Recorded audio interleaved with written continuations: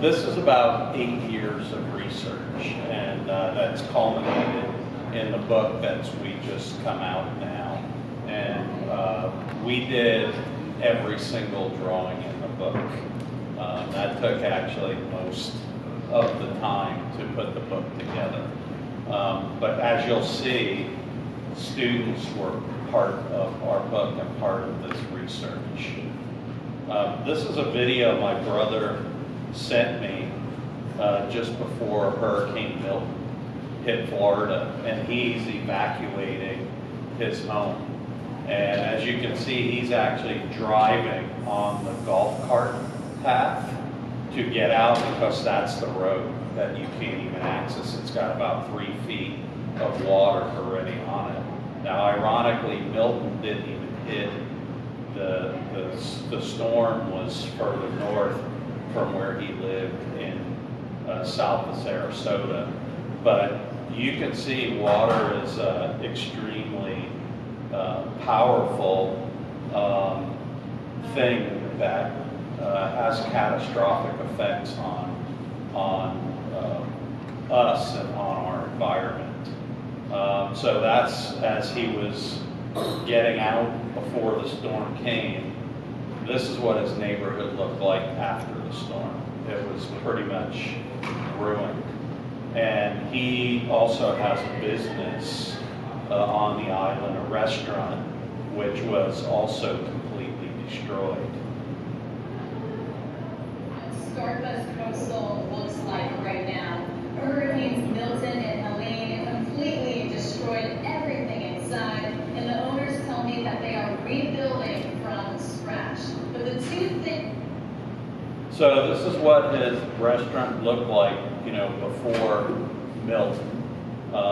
He had about 3 feet of sand inside there, but the sand wasn't just sand. It was like when you go to the desert and like the ground is dry and cracked. It basically was like that. And if you don't take it out, it turns like to concrete in there. And then he did a little video FaceTime with us a couple weeks ago, and that's what his restaurant looks like now. He's not the only one, affected by the storm. This is where my sister lives, just up the road. And you can see it's like basically the damage is pretty catastrophic throughout the whole region. It's not just in Florida, and it's not just from hurricanes. There are other events like it, many people affected. This was just a few weeks ago in Valencia, Spain.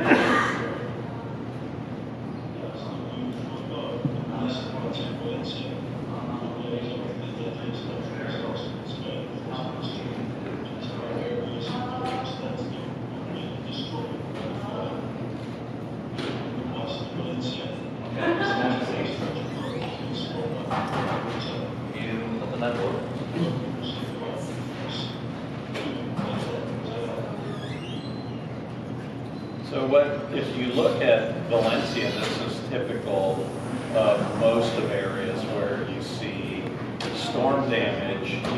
Storm events happen, they're always going to happen, they're part of nature.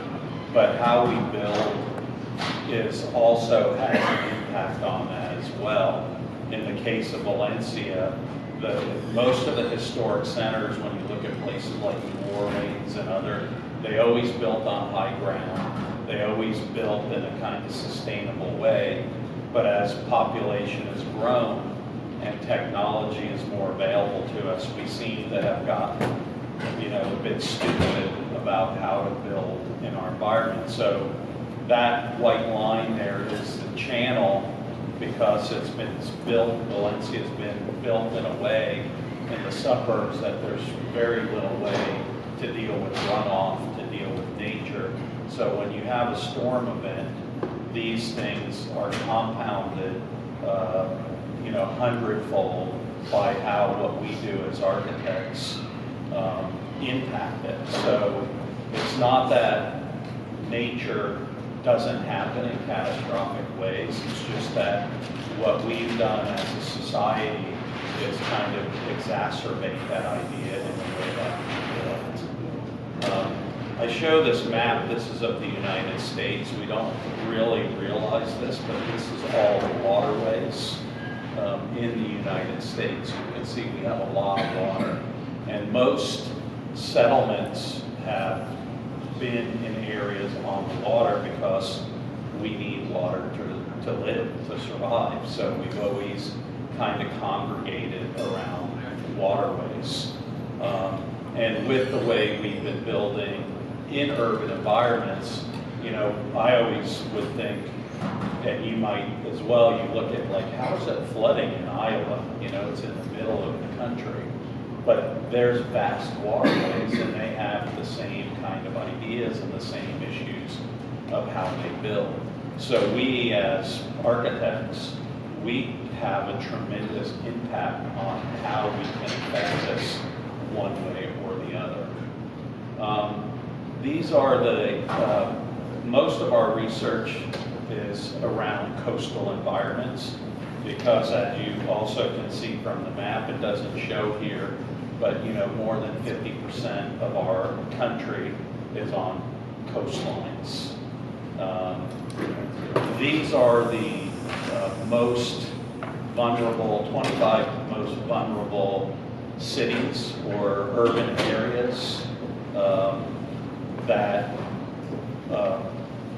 having problems with coastal flooding, with water events. And as you can see, 22 or 23 of those 25 cities are in Florida. That's where I kind of grew up.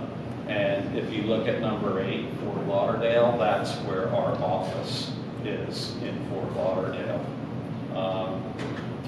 The storm occurrences happen more and more.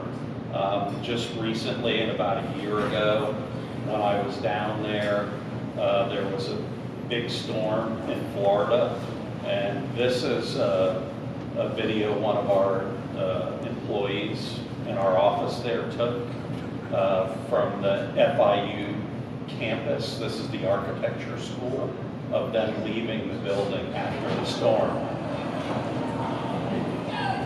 And the boats are projects they made a few years earlier, other students, as a building project, and they actually used them to escape the building after the storm. So there's about 3 feet of water. This is downtown, and it's a mile from the beach.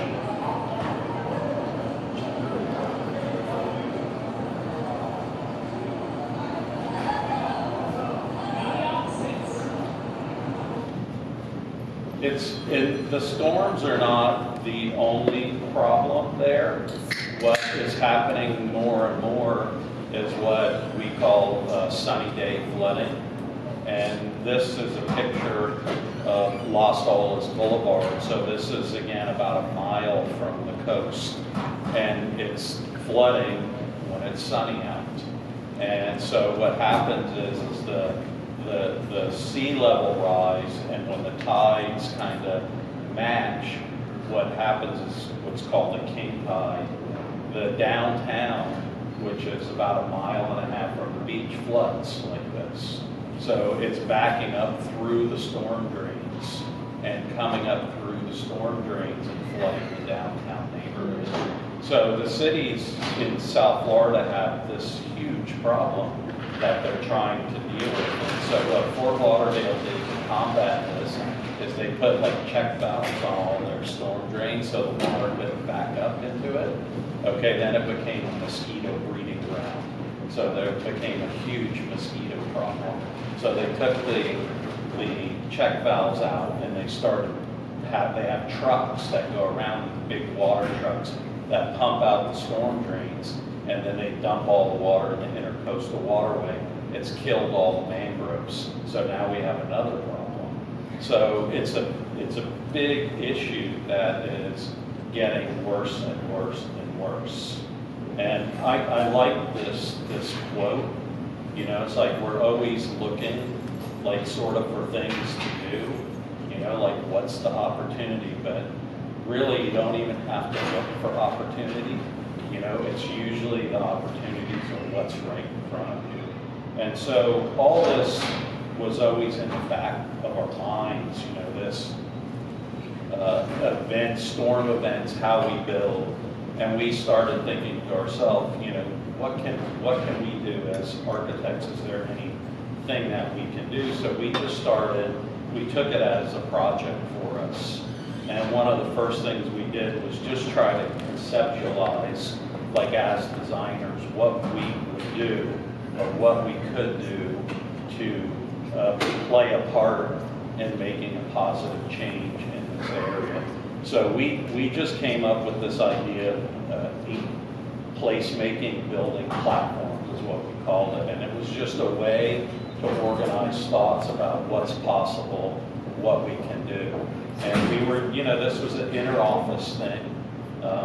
And we just started to, you know, make it with no end in sight.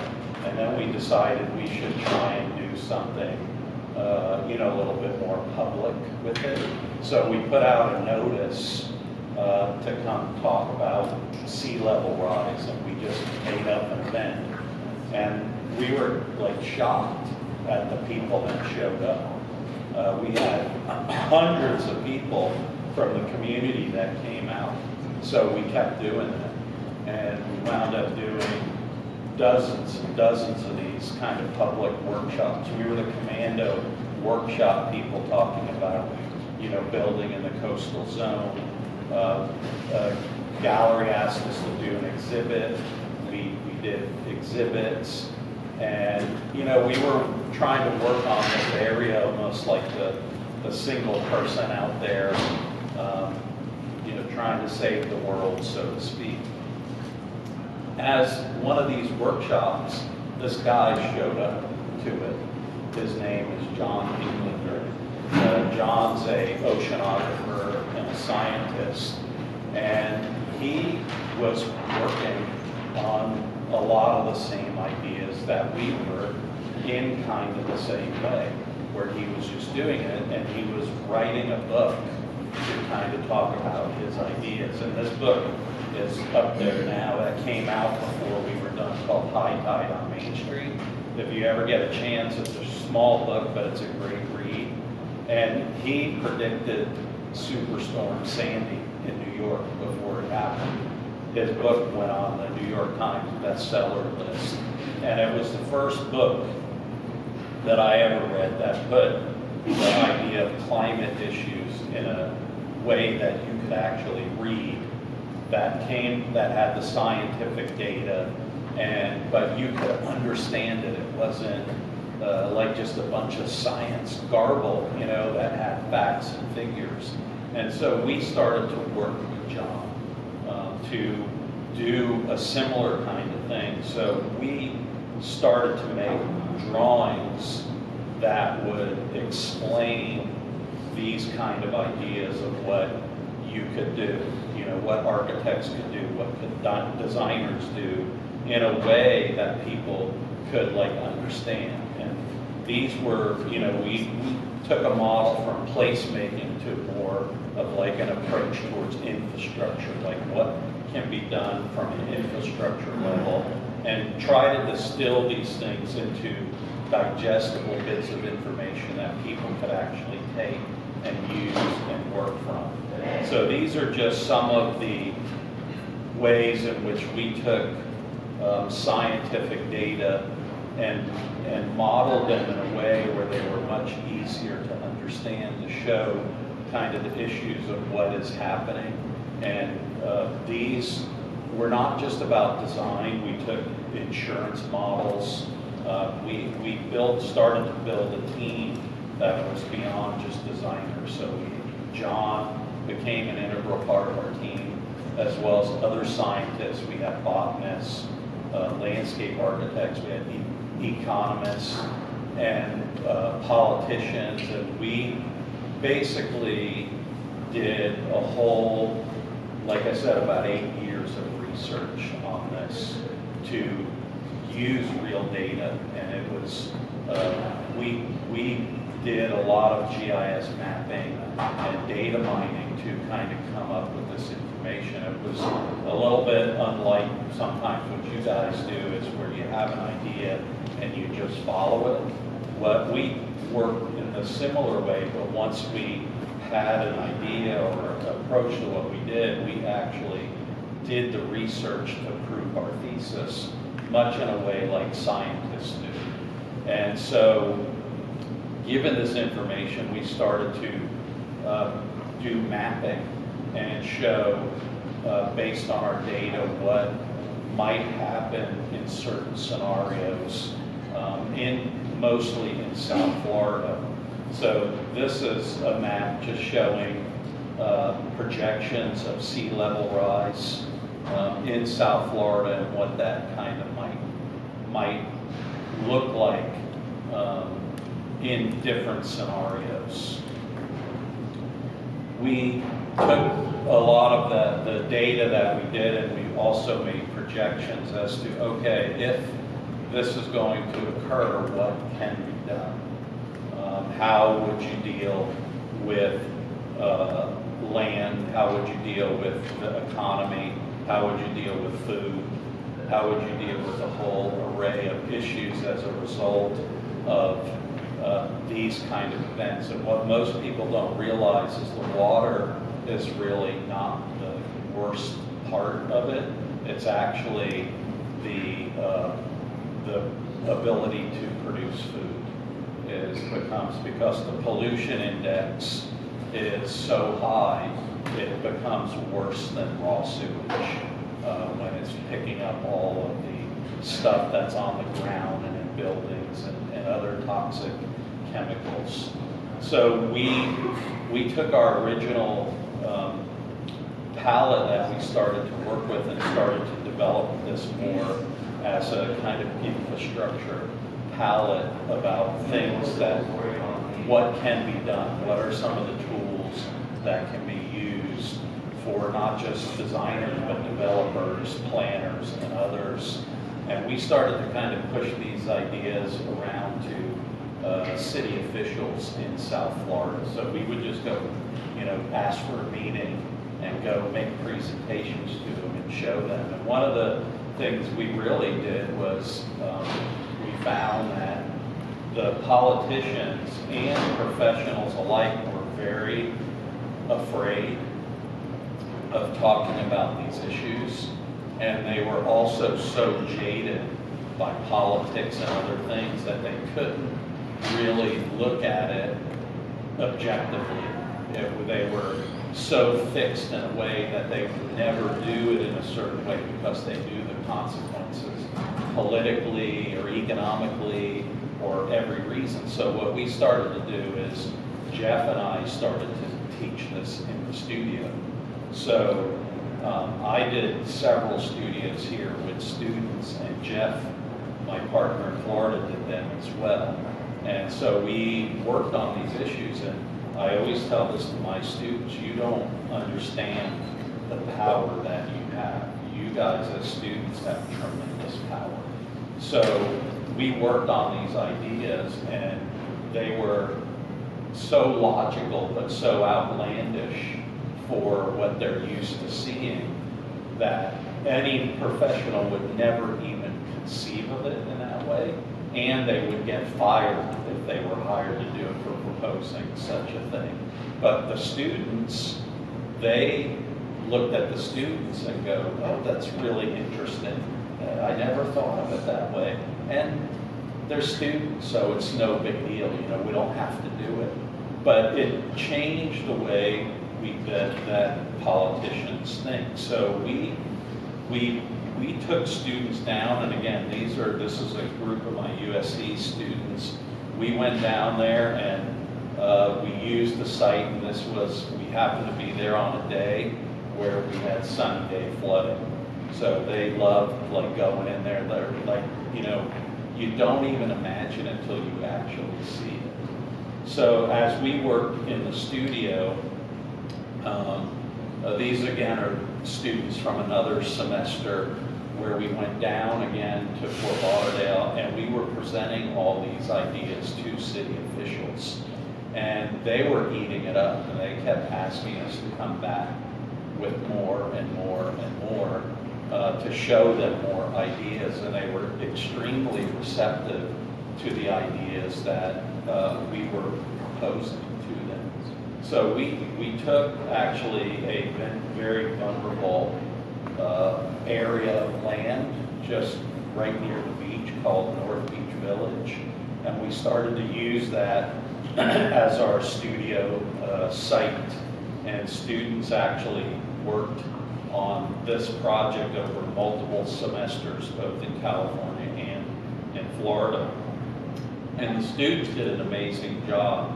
We taught them how to do data mining and GIS mapping, and this is their drawings. This is the information that they mined from their own research.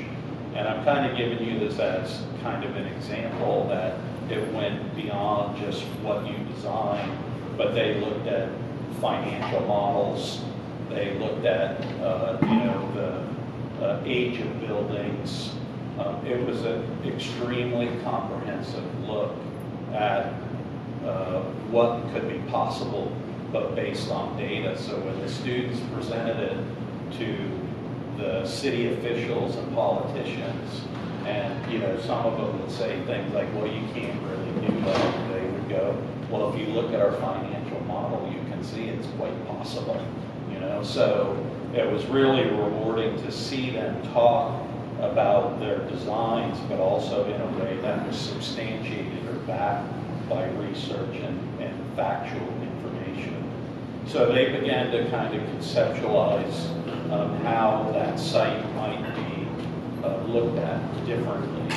And so this is, I'm going to show you just a little bit of the student work. So this is the actual site. You can see there, that's the intercoastal waterway in the back and the ocean in the front. And this area floods all the time.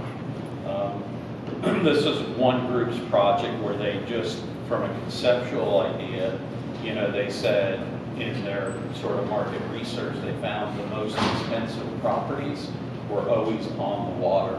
So they said we should just embrace the water. Like, okay, we're getting more water, let's use it.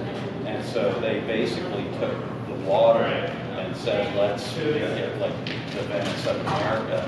And that is actually what Fort Lauderdale coins itself as, the Venice of America. So here's one student's proposal, or one group, and you can see they've kind of taken the intercoastal, they've reconnected it to the coast, they've created sand dunes on the beach, they kept all of the high-end hotels and the infrastructure on high ground, and proposed what was, I think, a really dramatic way of envisioning what could be there. This is one of their housing prototypes that would be in a coastal environment like that. This is another group's proposal, all where they're kind of embracing the water and looking at new ways to actually coexist with the water. So we kind of term this idea salty urbanism, if we think of it a bit like an artificial heart valve, like we're not trying to change, replace a heart, but we're trying to assist nature in doing its job, or being able to do it more easily with development or how we impact it. This was another group's proposal again. Different strategies, but all the same idea of embracing the water and looking at these coastal issues. And all these were presented to politicians who really scratched their head and go, wow, never thought of it quite like this. We took that further, and we actually did it here in LA. I did a couple studios with students here looking at the Venice, or the Venice Marina del Rey area, and what it could look like in the year 2078 and how we might deal with the water issues. Ironically, the Marina del Rey is LA County, and when you look at the maps, the city of LA is not allowed to use county data. So in all of their studies for sea level rise and coastal issues, it's a big blank in the marine, and vice versa the same. It's the same exact way. And so we, as a studio at USC, we basically shared our information. We put it together, the two together for them. And when we had them here, they're all taking notes. They're all writing down because it's the first time they were actually saw all the data together. And it's so funny, they're connected. You can't even view them separately. This is part of that development. This is one student's project who was reimagining a housing prototype that could exist in what essentially would become a coastal floodplain on Washington Boulevard. That's their plan. Oops. You can see a little bit more detail. It's almost like a courtyard building on the water. And this is kind of what they imagine how it could be like embracing kind of living on the water.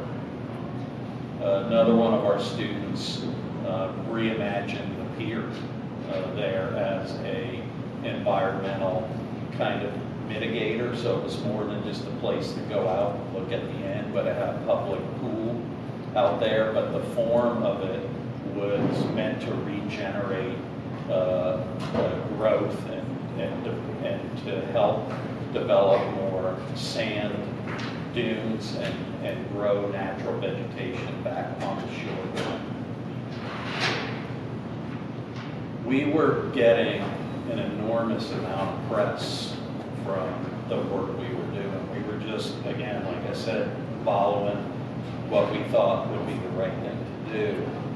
We wrote one of the first comprehensive things we did is, if you see in the upper right-hand corner, we wrote an article, a fairly lengthy article about our research that the Plan magazine did a huge feature on it. We got the best article award from the Plan magazine. We then wrote, Metropolis featured our work on the cover of the magazine. We had lots and lots and lots of press.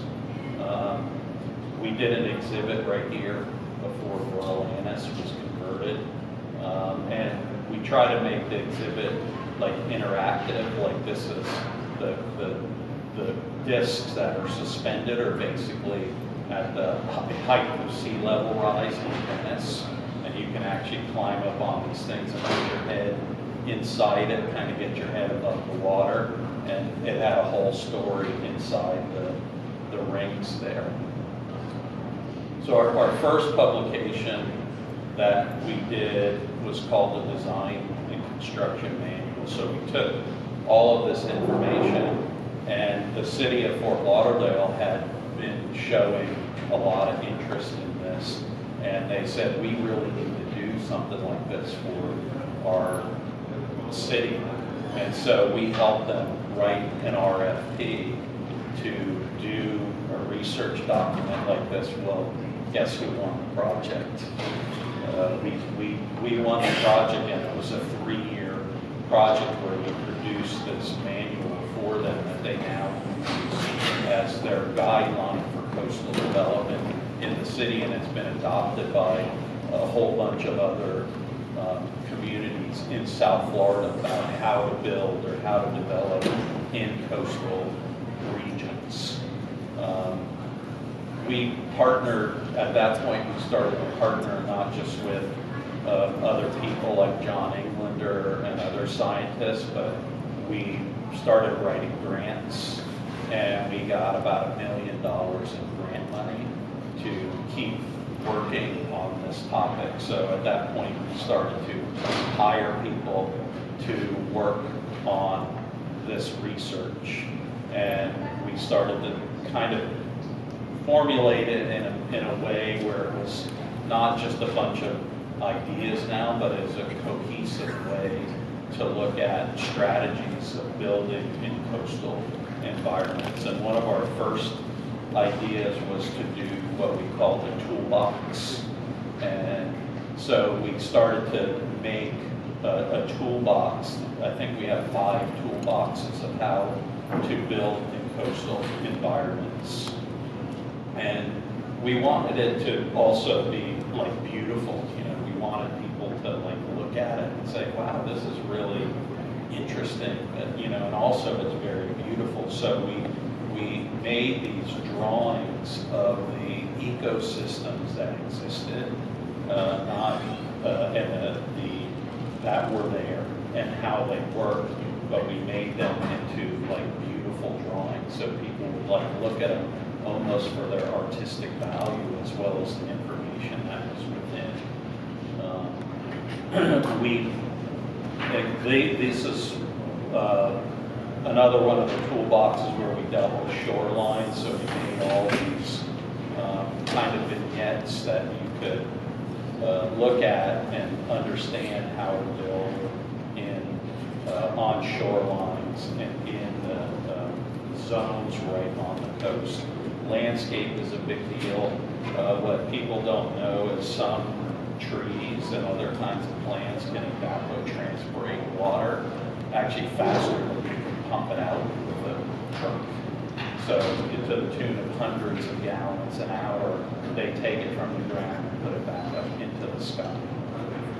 And then how, you know, strategies for kind of building, what you can do with buildings, or what are the strategies for building in those coastal zones. This is that North Beach village area where we have been working on. You can see it here, and this is basically with 3 feet of sea level rise, which we're getting more of already. So here's North Beach, and what we started to develop was this kind of plan that made sense to develop over. That goes with mortgage cycles. So people refinance properties all the time, and the mortgage cycles have redevelopment attached to it, improvements, and a whole bunch of things. So we started to think about like how this could be effective, taking in like mortgage cycles and finances and insurance. And so we had a 4-part strategy of like first, like looking at what's there, looking at what inevitably will happen, and then how to deal with those strategies over decades of development. So it's first, you know, what we would say is to protect, like that's the first thing you do.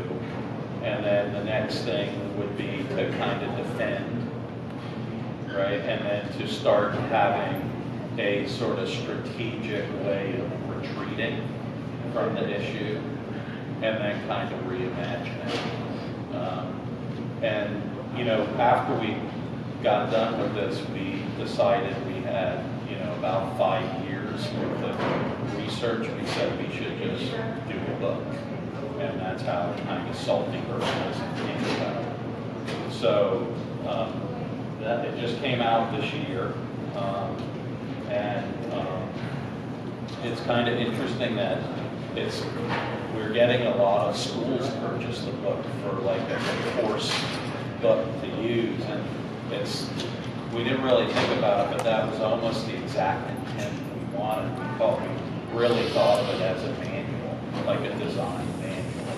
And I'm not going to talk to you about every single thing here, but I want to just give you an idea of some of the content that's in there that is scientifically collected data that's put into graphic form so that you can read and understand what happens in these regions.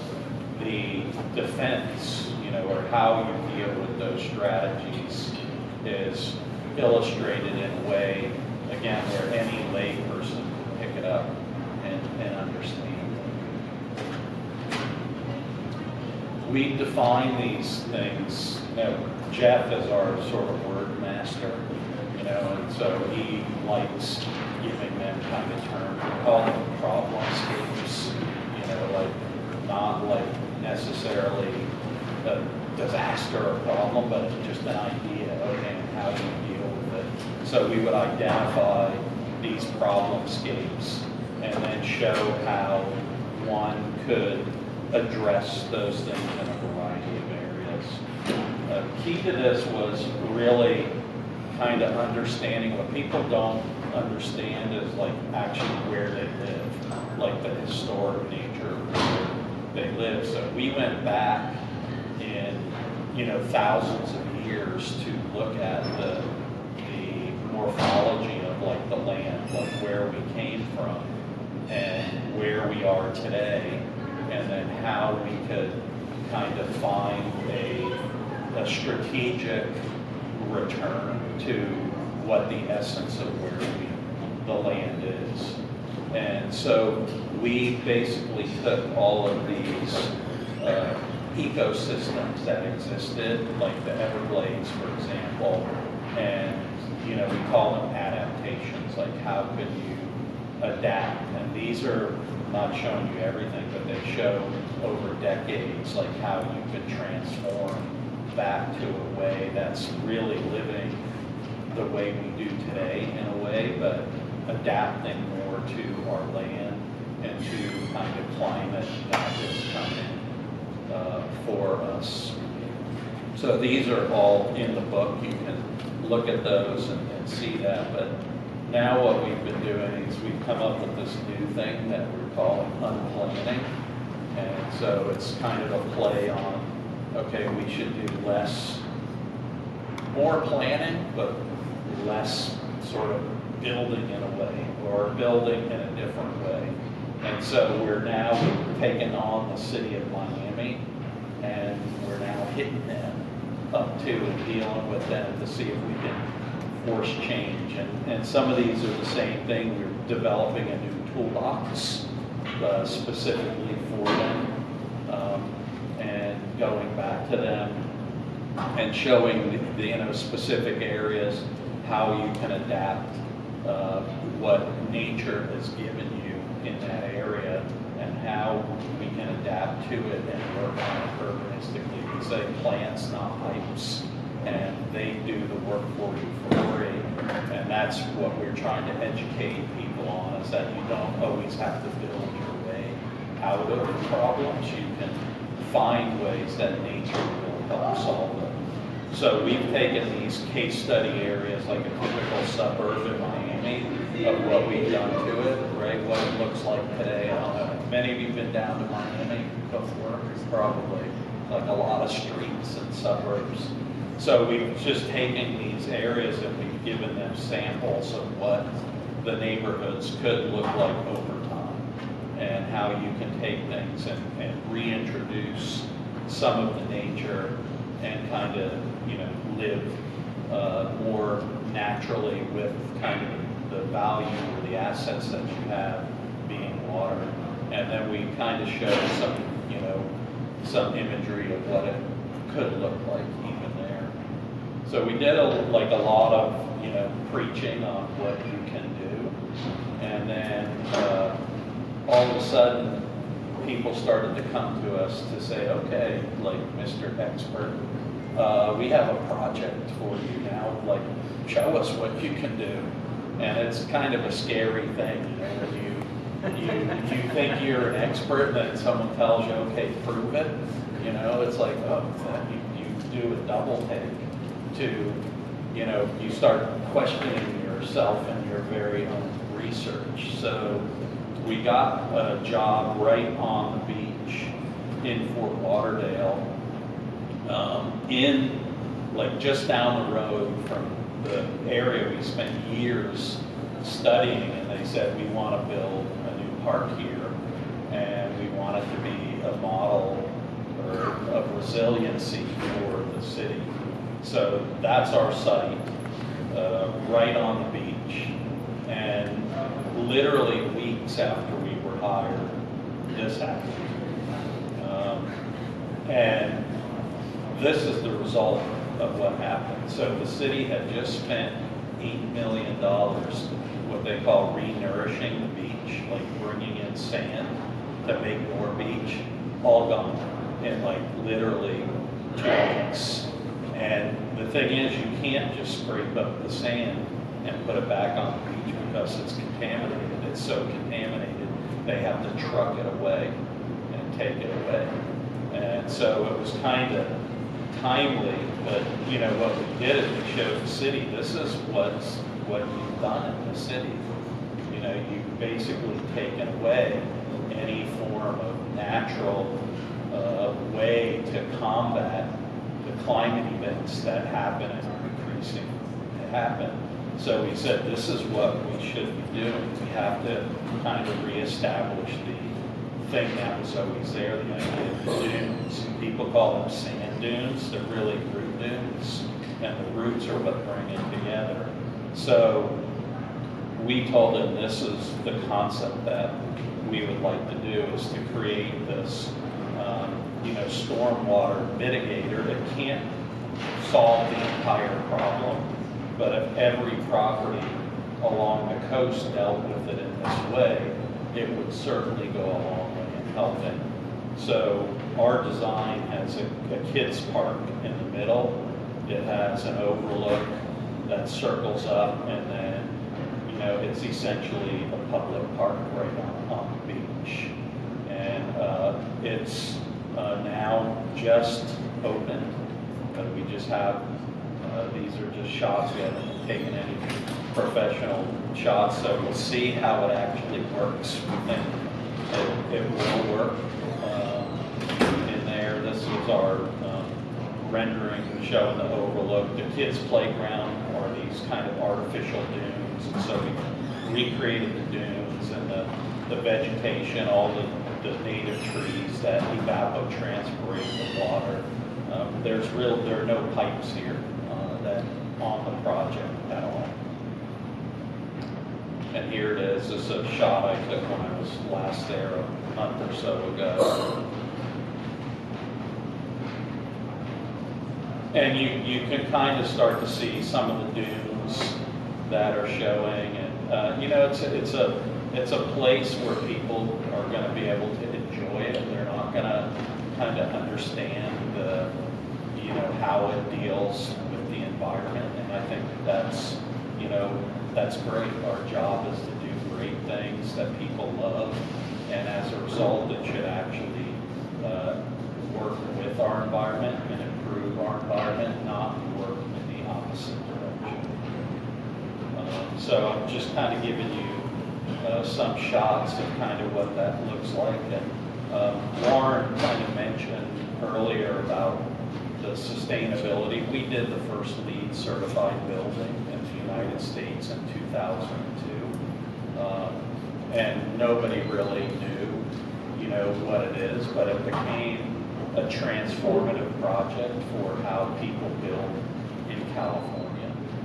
Now, when you do housing in California, if you don't meet the standards that we established in 2002, you can't even get funding for your project. And we're kind of hoping that with this project, it's going to maybe help turn the tide a little bit too in Florida and other areas. And it only really takes like one project to show like how it's possible, and people jump on board. So with that, that's what salty urbanism is about. Thank you. If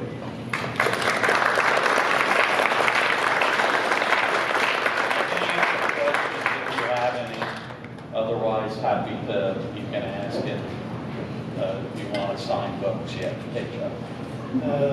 Mary, I'm going to ask the most obvious self-interest question.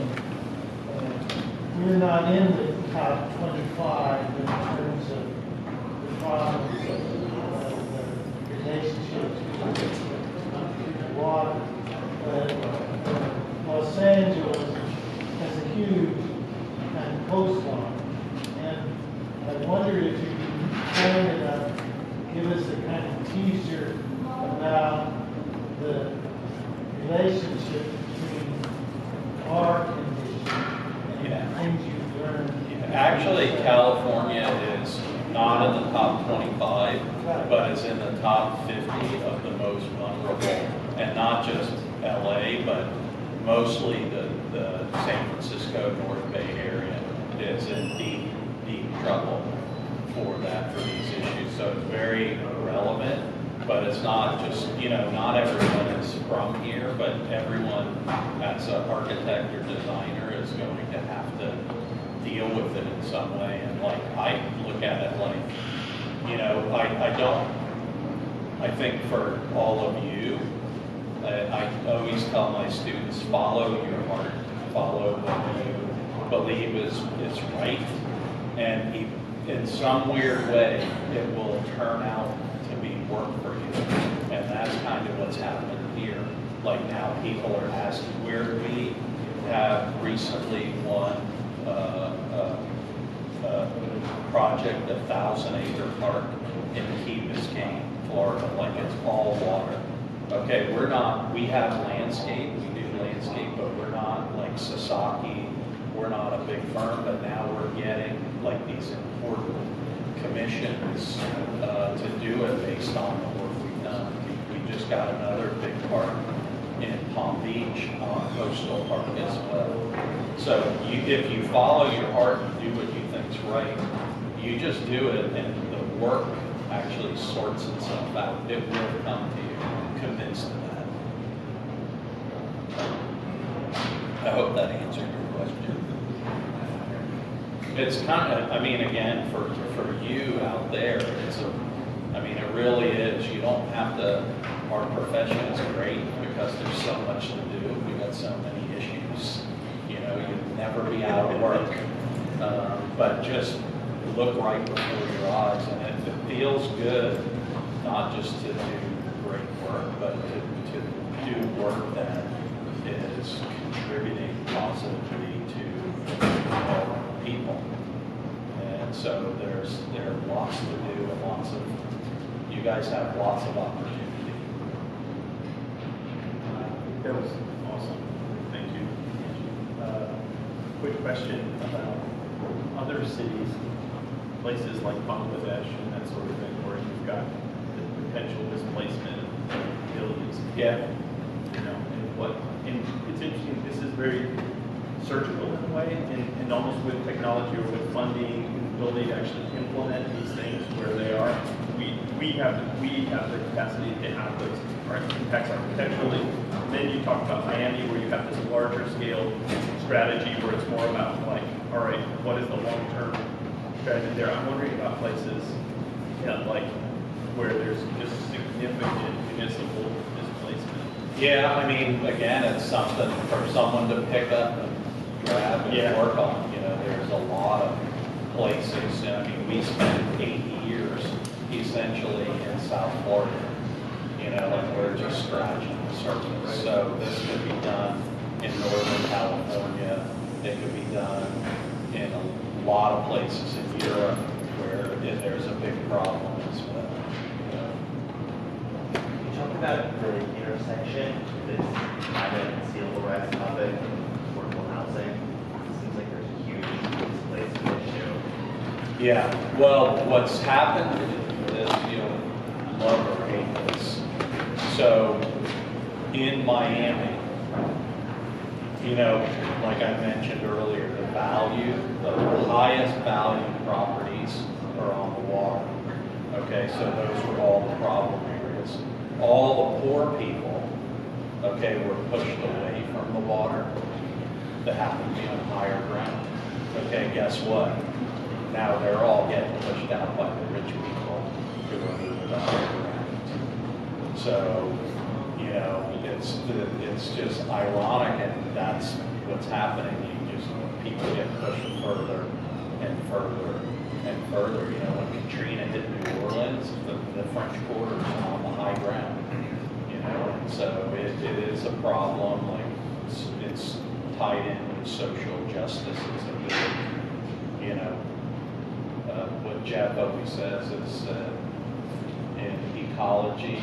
He says everything is connected, and it's true in architecture design. So everything is connected. We, as a group, tend to be more singular thinking, like only design. We just do design. That's it. But I think we have to think a bit broader, and that how do we're as a group, we're trained so smart to think broadly, and we're the best people to do this kind of work because we can stitch together things that people can't imagine that like go together or how they would go together, you know, and that's kind of what we're trained to do, but I don't think we do that enough. I don't think as a designers we do that enough is to look and stitch together, you know, bigger global ideas. Sorry, I'm off the top. I think there's a separate lesson here that I'm thinking of.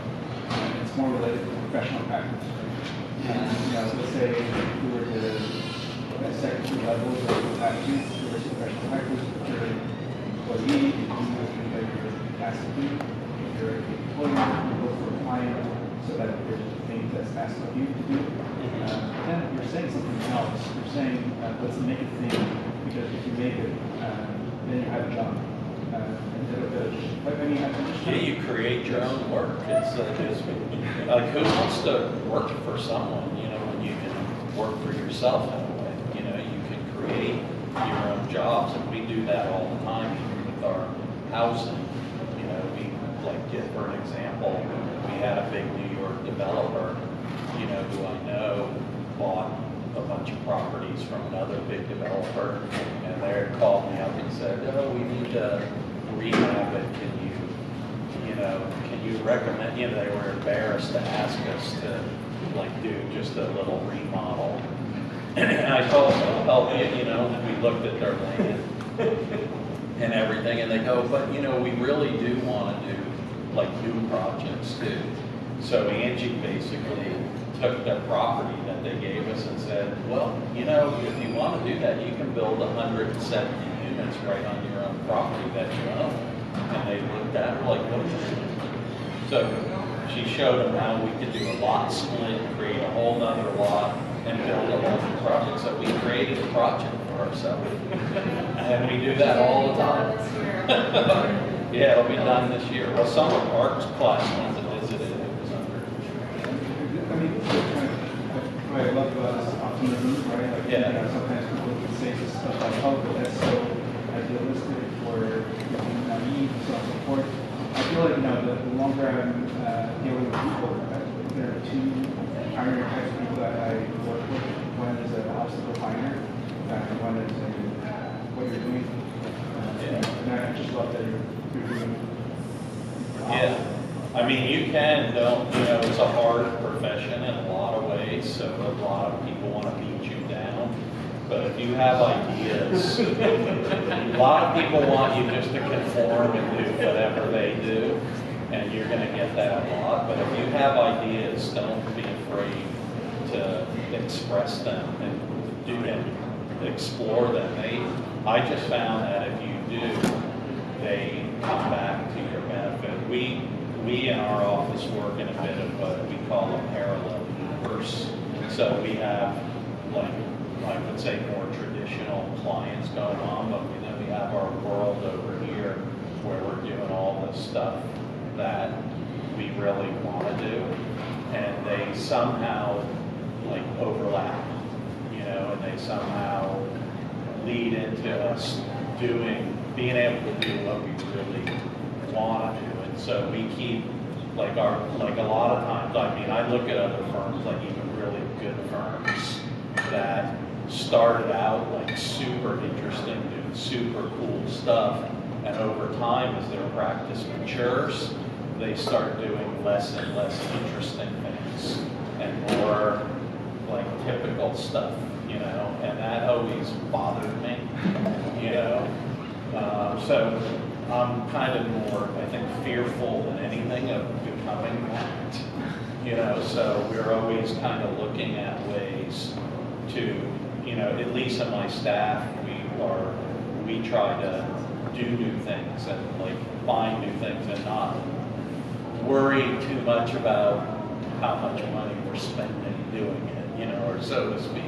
But then we find grants, we find other ways, but I mean, the key, I have said this for a long time, I've been doing it for a long time, students have enormous power.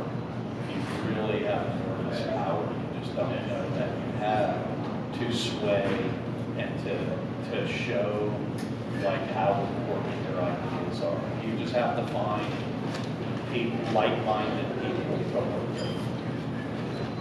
Yeah. Comment and a question to Mr. Greco's point of where we can use that in Los Angeles. The whole LA River redevelopment, the Alameda corridor. Yeah. I use the term lightly redevelopment.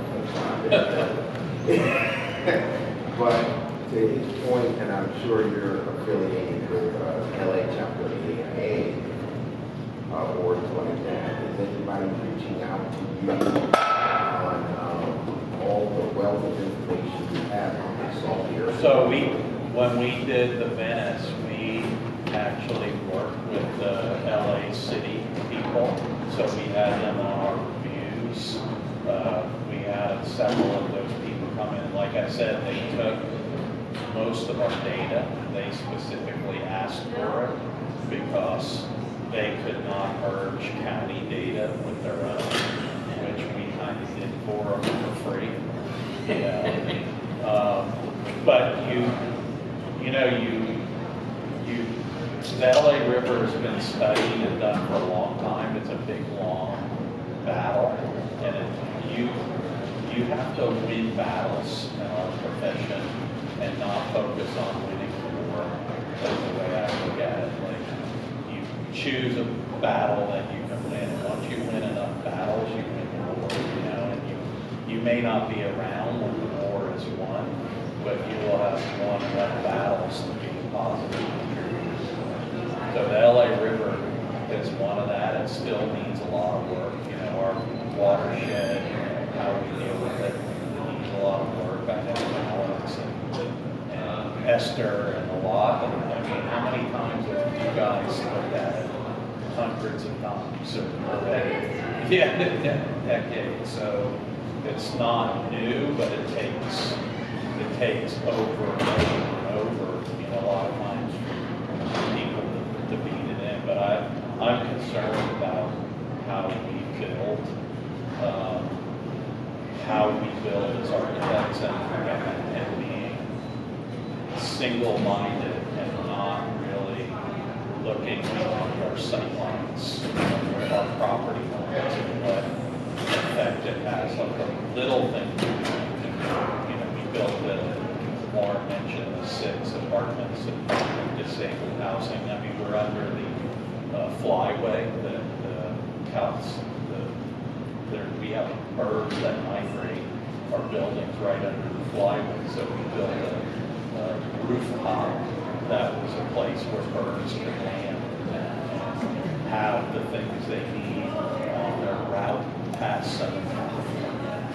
So it's a tiny little thing, but a lot of those little things, a very rich client told me once, he said a little bit over a long time equals a lot.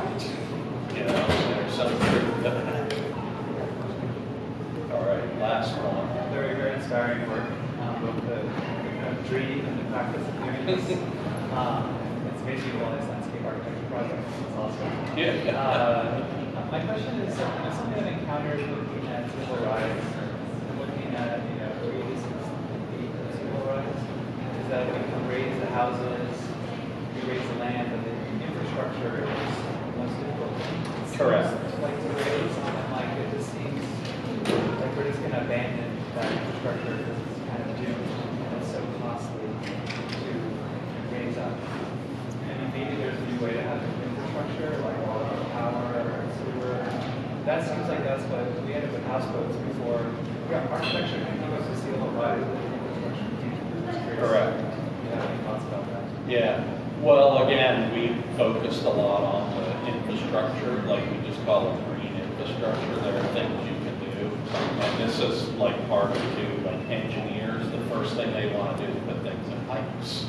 Then you got to get out a list of trees and go, this evapotranspirates water at this rate, this rate, this rate. Here's a calculation for the gallons of water.